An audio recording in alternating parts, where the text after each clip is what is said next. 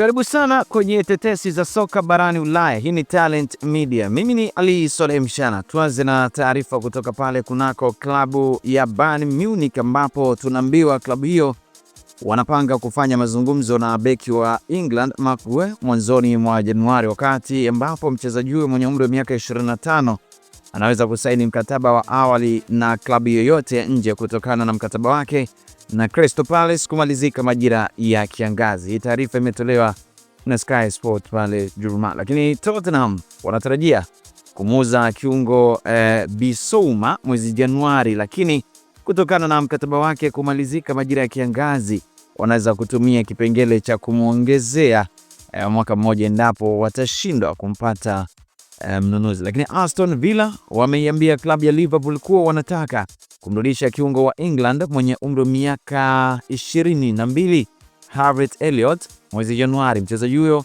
ambaye amekuwa kwa mkopo kule Villa tangu majira ya kiangazi. Sasa Arsenal nao wanaonyesha nia ya muda mrefu ya kuwasajili winga wa Real Madrid Brazil Rodrigo mwenye umri wa miaka 24, ambapo ni moja pamoja na winga wa AC Milan na Ureno Rafael Leao mwenye umri wa miaka 26, ingawa kwa sasa hawajatilia mkazo kumsajili mshambuliaji mpya. Hizo ndo tetesi za soka barani Ulaya leo. Naambiwa mambo ni mengi sana, alafu muda wenyewe ni mchache. Lakini Manchester United wanatafuta kuimarisha safu ya ulinzi, huku beki mkongwe wa zamani wa Real Madrid Sergio Ramos mwenye umri wa miaka 39 akitajwa kuwa ni chaguo baada ya kuondoka kwenye klabu yake ya Monterrey ya kule Mexico. Sasa Roma wameanza mazungumzo rasmi ya kumsajili mshambuliaji wa Uholanzi Joshua Zirkzee mwenye umri wa miaka 24 kutoka Manchester United kwa mkopo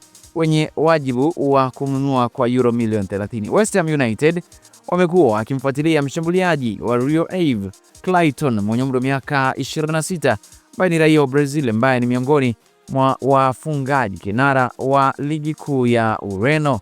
Tumalize na taarifa kutoka kwa kiungo wa zamani wa Arsenal Matteo mwenye umri wa miaka 26 anayekipigia Lazio anasakwa na Sunderland, ambao wamewasilisha ofa ya euro milioni 21.4.